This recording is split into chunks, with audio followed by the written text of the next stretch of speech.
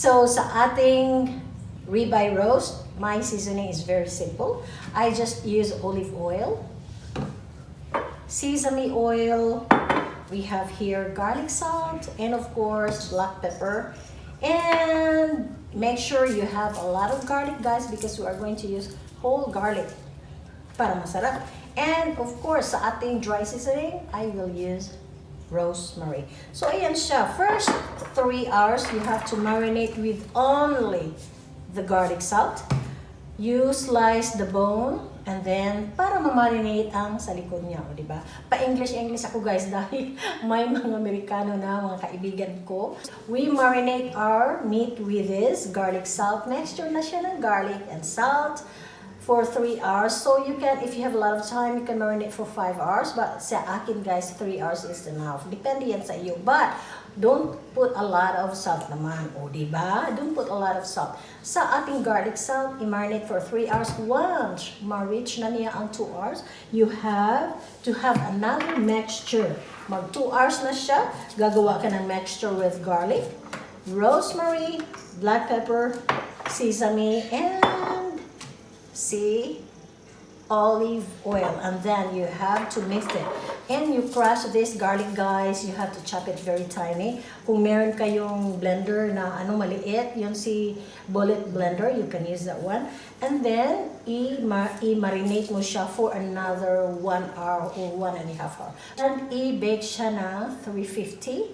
And make sure you have to weigh your meat. Dahil ang meat per pound ay may mga limit siya kung ilang oras or ilang minuto lang siya, o diba? So ito is 10.8 pounds. So ang half dito is 5.4. So ayan, i-measure mo siya. Tingnan mo i-google mo kung how long you bake your meat. So ayan, very simple. Of course, kakain tayo ng masarap na meat sa ating Valentine's Day. Sa hindi pa nakasubscribe, guys, please click the subscribe button and click the notification bell kung may nakita kayo dyan. Thank you very much, guys. Kung wala pa kayo, wala ako dito. So this week, guys, meron tayong 20 plus subscribers, 20 subscribers. Siguro nag 20 plus na siya. Thank you very much, mga best. Guys, pag ganito siya ang bone, so that means dito banda is marami siyang meat. Maganda yung sa atin. And then look at that. Wow. And napakahaba niya. So, masarap itong bone-in natin. Dahil ito siya, dalawang portion. Ayan, so tamang-tama, guys. 4 lang kasi kami and then napakalaking meat. Bawal yan sa mga high blood. So, okay na ako dyan na magluto. Dahil mas masarap ang luto ko, guys.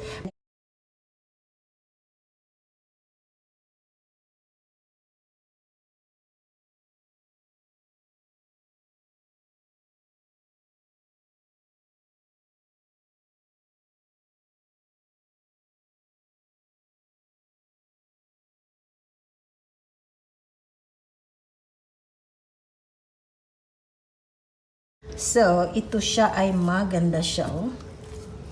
Very yummy ang ating meat ngayon. Very yummy. If this is your slice of meat, ganyan siya so pwede siya 4 lang kami. And you know, this is very thick too. Very thick. So, pwede yan siya. Huwag tayong kakain ng maraming red meat, guys, because it's not good for your health. So, ayan siya. Ito ang iluto natin ngayon. We have to save this for next time.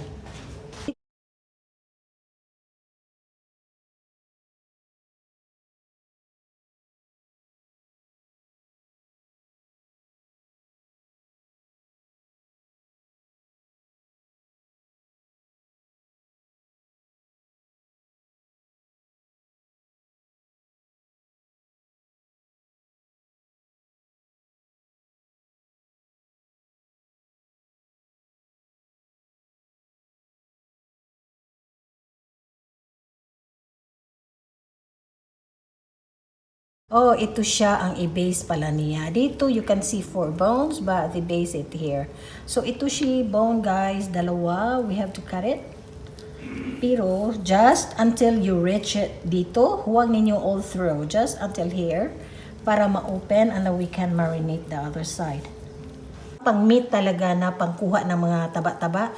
Ito siya ang pang knife to get rid of the taba. But to our fat, we have to leave it there. Oh, yan. Ayan guys, just like that, para iluto, you have to marinate this side, marinate that side, makain natin ang ano. But to our fats, we don't need to take out our fats because fats is very yummy. That will give yumminess sa ating meat. So, sa ating fat, we just slice it until fats. Anuhin lang niya. I-slice until ma-slice ninyo ang fat. But not all through, just like that. Siguro mga, yan. Just like that. And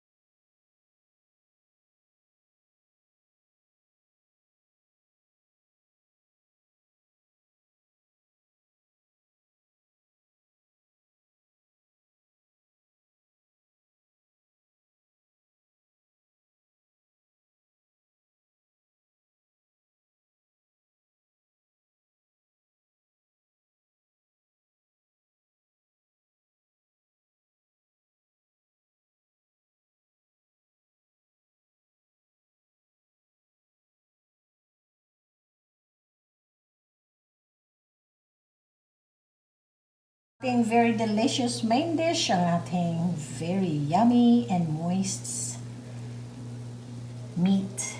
Meron tayo dyang carrots na konti. Konti lang niluto ko guys dahil ayaw nila ng carrots eh. And we have another vegetable there. And we have 2 of this. Ano ba yan? Look at that. It is so running. Very good. Why? Wow.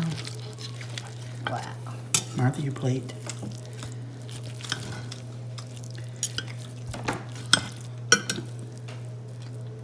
Need the other side, Daddy, but make it thick. Oh, look at the guys. That is a really big chunk of meat we have here. And it's juicy. Look at that. It's dripping with juice. Wow.